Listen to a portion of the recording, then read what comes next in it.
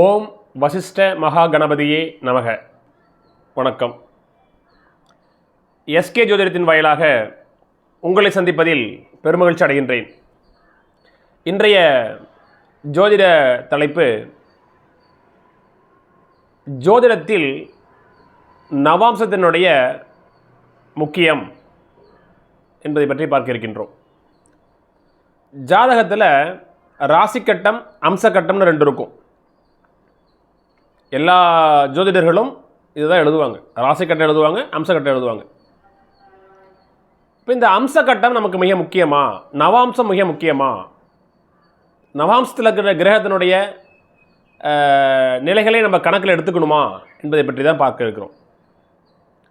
இதில் பார்த்தீங்கன்னு சொன்னால் நிறைய இருக்கும். இந்த டிவிஷனல் சார்ட் நிறையா இருக்கும். அதில் முக்கியமாக நம்ம ரெண்டு எடுத்துக்கிறதுனா, ஒன்று ராசி, இன்னொன்று அம்சம். ஒரு மனிதனுக்கு இரண்டு கண்கள் மாதிரி ஜோதிடத்தில் ராசி கட்டமும் அம்ச கட்டமும்.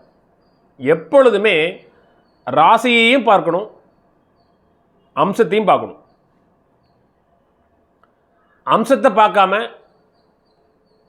நம்ம பலன் சொல்லக்கூடாது. அப்படி அந்த பலன் எடுத்தோம்னா அது துல்லியமாக இருக்காது. நிறைய ஜோதிடர்கள் என்ன பண்ணுறாங்கன்னா, ராசியை மட்டுமே வைத்து கணக்கிட்டு கிரகத்தினுடைய ஆட்சி உச்சநிலைகளை வைத்து பலன் சொல்லிவிடுறாங்க. அங்கே பலன் அங்கே சிறப்பாக இருக்காது. காரணம், ராசி கட்டத்தில் ஒரு கிரகம் பலமாக இருப்பது போல் தெரியும். ஆனால் உண்மையிலுமே அந்த கிரகம் பலமாக இருக்குதா இல்லையாங்கிறத நீங்கள் அம்சத்தை வச்சு தான் நீங்கள் கணக்கிட முடியும். மிக மிக முக்கியம். ஸோ நான் ஏற்கனவே சொன்ன மாதிரி, நமக்கு ரெண்டு கண்கள், முகத்தில் ரெண்டு கண்கள் இருக்கிற மாதிரி ஜாதகத்தில் ராசி ஒரு கண், வலது கண் ராசின்னா இடது கண் உங்களுக்கு நவாம்சம். சரிங்களா? ஸோ மேம்போக்காக ஜாதகத்தை பார்க்கக்கூடாது என்றைக்குமே. அதுக்காக தான் ஆரம்ப காலகட்டத்திலேருந்து நீங்கள் பார்த்தீங்கன்னா எல்லா ஜோதிடர்களும் நிறைய டிவிஷனல் சார்ட் இருந்தாலும் கூட D1 D2 D3 D4 D5 இப்படி நிறையா இருக்கும். இருந்தாலும் கூட இந்த D9 என்கின்ற நவாம்சத்தை தான் அங்கே எழுதியிருப்பாங்க. நீங்கள் ஜாதக நோட்டில் பார்த்துருக்கலாம். ராசி கட்டம் இருக்கும், பக்கத்துலேயே நவாம்ச கட்டம் இருக்கும், அம்ச கட்டம் இருக்கும். மற்ற டிவிஷனல் சார்ட்டை பற்றி மேக்சிமம் அவங்க குறிச்சிருக்க மாட்டாங்க. ராசி கட்டத்தில் ஒவ்வொரு கிரகங்களும் நிச்சயமாக ஒரு ராசிக்குள்ளே இருக்கின்ற அந்த 2.25 நட்சத்திரத்துக்குள்ளே தான் இருக்கும் இல்லையா? அப்போ ஒவ்வொரு கிரகங்களும் ஒரு நட்சத்திர சாரத்தில், ஒரு நட்சத்திரத்தின் மீது தான் நிற்கும். சரிங்களா? இப்போது மேஷத்தில் பார்த்தீங்கன்னு சொன்னால் உங்களுக்கு அஸ்வினி, பரணி, கார்த்திகை முதல் 4 பாதம் இருக்குது. அஸ்வினி 4 பாதங்கள், பரணி 4 பாதம், கார்த்திகை முதல் பாதம். அப்போ 2.25 நட்சத்திரம் இந்த மேஷராசி மண்டலத்துக்குள்ளே இருக்குது. அப்போ மேஷத்தில் ஒரு கிரகம் இருக்குன்னு வச்சுக்கிங்களேன். எடுத்துக்காட்டால் மேஷத்தில் குரு இருக்குன்னு வச்சுக்கோமே. அந்த குரு பகவான் மேஷராசியில் இருந்தாலும் கூட இந்த அஸ்வினி, பரணி, கார்த்திகை முதல் பாதம், இந்த 9 நட்சத்திர பாதத்துக்குள்ளே தான் இந்த குரு பகவான் நிற்பார். சரிங்களா? அப்போது ராசி கட்டத்தில் அந்த குரு பகவான் மேஷத்தில் நட்பு நிலையில் இருந்தாலும் கூட அந்த கிரகம் அம்ச கட்டத்தில் என்ன நிலையில் இருக்குது நம்ம பார்க்கணும். சரிங்களா? இப்போ இன்னொரு எடுத்துக்காட்டு. இப்போ கடகத்தில் ராசி கட்டத்துக்குள்ளே கடகத்தில் குரு இருக்குது. அப்போ நம்ம என்ன நினைப்போம்? ராசி மண்டலத்துக்குள்ளே கடகத்தில் குரு இருக்குன்னா குரு உச்சபலமாக இருக்காருன்னு நினைப்போம். நம்ம அப்படியே எடுத்துப்போம். இப்போ ராசி கட்டத்தை பார்த்தோன்னே தெரியும் குரு உச்சமாக இருக்குது, ஸ்ட்ராங்காக இருக்காருன்னு சொல்லுவோம். சப்போஸ் அந்த குரு அம்ச கட்டத்தில் பலமாக இல்லை அப்படின்னு சொன்னால் நீங்கள் அதுக்கு முழு மதிப்பெண் தர முடியாது. ஆக ஒரு கிரகத்தினுடைய பலம், பலவீனம் என்பது நீங்கள் அம்சத்தையும் கணக்கில் எடுத்துக்கணும். சரிங்களா? இப்போ ராசி மண்டலத்தில் சுக்கிரன் நீசமாக இருக்குது. அங்கே சுக்கிரன் எங்கே நீசமாகும்? கன்னியில் நீசமாகும். இப்போ கன்னியில் உங்களுக்கு உத்திரத்தினுடைய 3 பாகங்கள், அஸ்தம், சித்திரையினுடைய முதல் 2 பாகங்கள் அங்கே கன்னியில் இருக்கும். அப்போ சுக்கிர பகவான் கன்னியில் நீசமானாலும் ஒன்று இந்த உத்திர நட்சத்திரம் 2, 3, 4 பாதங்களை நிற்கணும். அஸ்தம் 1, 2, 3, 4 பாதங்களை நிற்கணும். அல்லது சித்திரை 1, 2 பாதங்களில் நிற்கணும். இந்த 9 நட்சத்திர பாதத்துக்குள்ளே தான் சுக்கிர பகவான் கன்னியில் இருக்கணும்.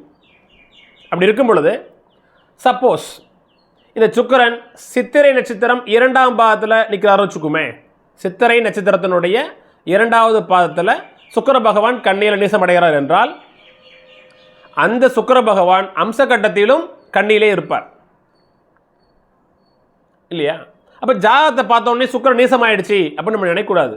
அப்போ அம்சத்தை பார்க்கும் பொழுது அம்சத்தில் சுக்கிரன் கன்னியில் இருக்கும் பொழுது இதுக்கு பேர் வர்க்க உத்தமம் அப்படிங்கிற நிலைக்கு வரார். ராசி கட்டத்தில் ஒரு கிரகம் எங்கே இருக்குதோ அதே ராசி அதே கட்டத்தில் அதே ராசியில் அம்சத்துலேயும் அந்த கிரகம் இருக்கும் பொழுது அதுக்கு பேர் வர்க்க உத்தமம் அப்படின்னு சொல்லுவோம். சரிங்களா? வர்க்கோத்தமம் அப்படின்னு சொல்கிறோம். அப்போ வர்க்கோத்தமம் பெற்ற கிரகங்கள் ஆட்சி பலத்தை பெறும், வலிமையாக இருக்கும் என்று நம்ம கணக்கில் எடுத்துக்கணும். எல்லா கிரகங்களையும் நம்ம அப்படி தான் எடுத்துக்கணும் நம்ம. சரிங்களா? ஒரு கிரகம் ராசியில் வலிமை இல்லாட்டியும் கூட அம்சத்தில் எங்கே இருக்குது என்பதை வைத்து தான் நீங்கள் முழுமையாக தீர்மானத்துக்கு வரணும் நீங்கள். சரிங்களா? ராசி மண்டலத்தில் எப்படி லக்னம் 1, 2, 3, 4, 5, 6, 7, 8, 9, 10, 11, 12 என்று நம்ம என்றமோ அதே மாதிரி தான் நீங்கள் அம்சத்துலேயும் பார்த்துக்கணும். சரிங்களா?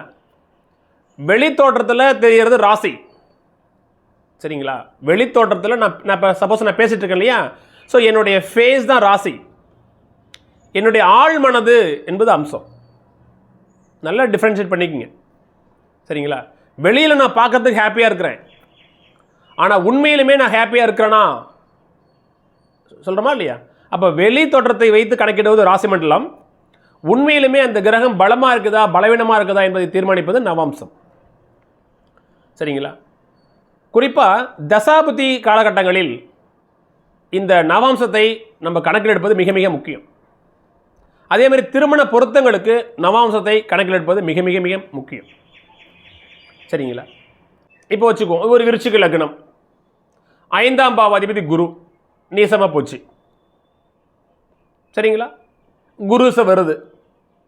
நம்ம என்ன சொல்லுவோம்? விருச்சிக லக்னத்துக்கு தனாதிபதி குரு, குடும்பாதிபதி குரு, புத்திரகாரகன் குரு, 5ஆம் பாவம் சொல்கின்ற பூர்வ புண்ணிய ஸ்தானாதிபதி குரு பகவான் நீசமாக போயிடுச்சு, அப்போ இந்த குரு உங்களுக்கு பலம் இல்லை அப்படின்னு நம்ம சொல்லுவோம்.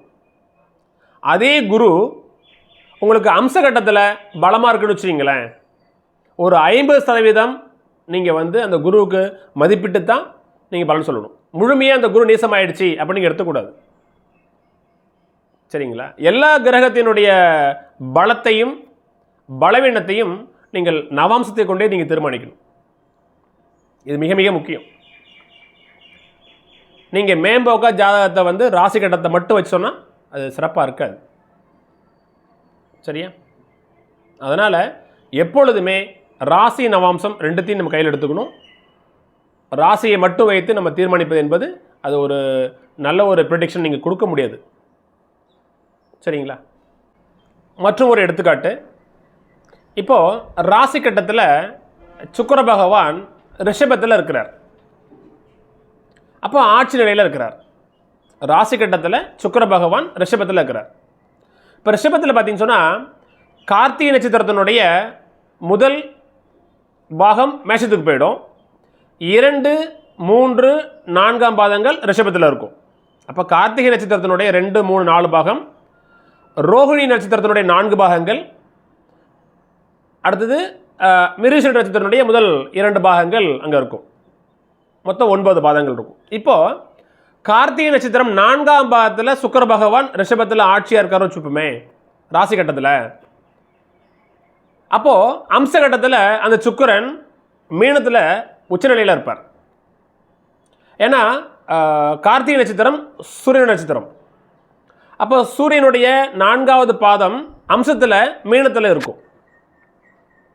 அப்போ ராசி கட்டத்தில் சுக்கிரன் ஆட்சியாக இருக்கிறார், அம்ச கட்டத்தில் சுக்கிரன் உச்சமடைகிறார், பலமாக இருக்கிறார். அப்போ சுக்கிர பகவான் ராசிலையும் பலமாக இருக்கிறார், நவாம்சத்திலும் பலமாக இருக்கிறார்.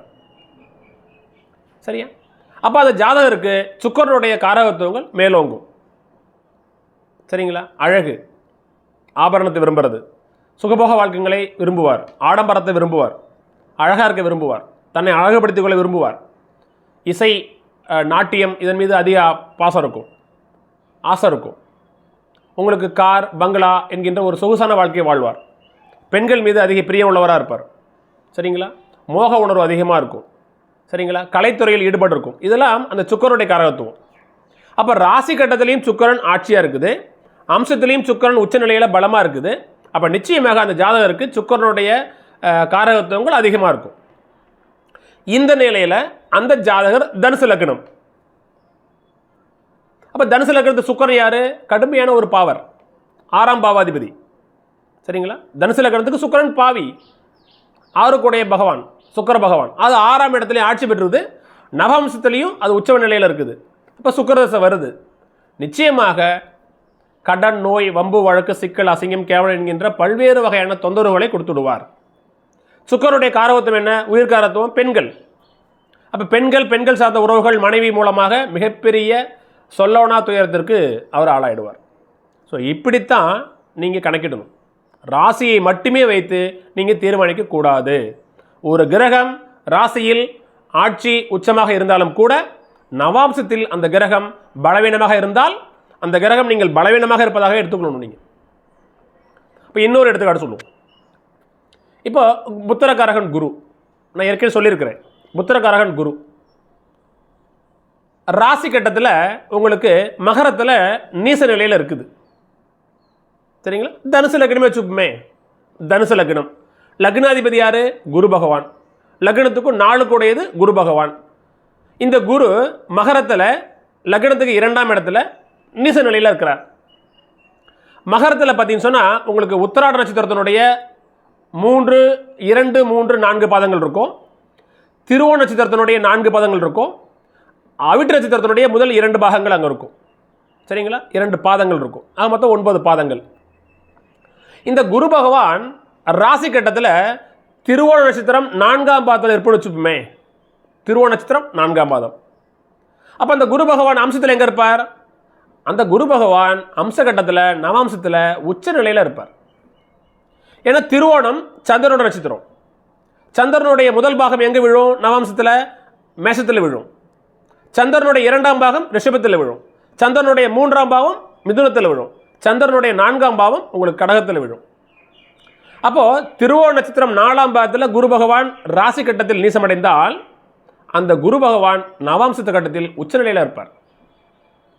நீங்கள் ஜாதகத்தை பார்த்துட்டு லக்னாதிபதி குரு நீசமாயிட்டாரு, அவ்வளோதான், பலம் இல்லை, அப்படிலாம் எடுத்துக்க முடியாது. ஸோ நவாம்சத்தில் அந்த கிரகம் எப்படி இருக்குது? ராசியில் நீசமாக இருந்தாலும் அம்ச கட்டத்தில் அந்த குரு பகவான் உச்ச நிலையில் இருக்கிறார். சரிங்களா? அப்போ நிச்சயமாக அந்த குரு பகவான் 50% பலமாகவே இருப்பதாக நீங்கள் எடுத்துக்கணும். சரிங்களா? ஸோ இப்படித்தான் நம்ம எப்பொழுதுமே ராசியை மட்டுமே வைத்து நம்ம பலன் கூடக்கூடாது. ஒவ்வொரு கிரகங்களும் எந்த வீட்டில் இருக்குது, எந்த நட்சத்திர பாதத்தில் இருக்குதுங்கிறத பார்க்கணும், பாதாச்சாரம் பார்க்கணும், எந்த நட்சத்திர சாரம், அந்த சாரத்தின் அடிப்படையில் நவாம்சமானது கணக்கிடப்படுகிறது. ஒரு கிரகம் ராசியில் எப்படி இருந்தாலும் நவாம்சமே தீர்மானிக்குது. சரிங்களா?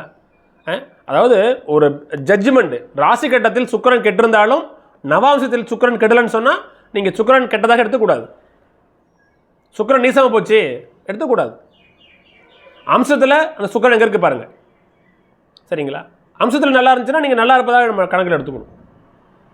ஸோ அதனால் ஒரு மனிதனுக்கு 2 கண்கள் மாதிரி அன்பர்களே, ஜோதிடத்தில் ராசியும் நவாம்சமும் மிக மிக முக்கியம். நான் ஃபஸ்ட்லேயே சொன்ன மாதிரி இந்த உதாரணத்தை எடுத்துங்க. வெளி தோற்றம் ராசி. சரிங்களா? நம்ம பார்க்கறதுக்கு ஹாப்பியாக இருக்க மாதிரி தெரியும். ஒரு கிரகம் பார்ப்பதற்கு ஆட்சியாக உச்சமாக இருக்க மாதிரி தெரியும். ஆனால் உண்மையிலுமே அந்த கிரகம் பலமாக இருக்கா பலவீனமாக இருக்கா என்பது நவாம்சத்தை கண்டே தீர்மானிக்கப்படுகிறது. பார்க்கறதுக்கு ஒருவர் வெளித்தோற்றத்தில் ஹாப்பியாக இருப்பார், சந்தோஷமாக இருப்பார். ஆனால் ஆழ்மனதில் உள்மனதில் அவர் பாதிக்கப்பட்டிருப்பார். அப்போ ஒரு கிரகம் பாதிக்கப்பட்டிருக்குதா இல்லையா என்பதை தீர்மானிப்பதும், ஒரு கிரகம் பலமாக இருக்குதா இல்லையா என்பதையும் நவாம்சமே தீர்மானிக்கிறது. எனவே அன்பர்களே, ஒரு ஜோதிடத்தில் 2ம் மிக மிக முக்கியம். நீங்கள் தசாபுத்திகளை கணக்கிடும் பொழுதும் திருமண பொருத்தம் பார்க்கும் பொழுதும் ஒவ்வொரு நிலைக்கும் நீங்கள் நவாம்சத்தையும் எடுத்துக்கிட்டு தான் நீங்கள் பலன் சொன்னால் தான் அந்த பலனானது சிறப்பாக அமையும். மற்றும் ஒரு வீடியோ பதிவில் மற்றும் ஒரு புதிய தலைப்புடன் உங்களை சந்திக்கின்றேன். நன்றி, வணக்கம்.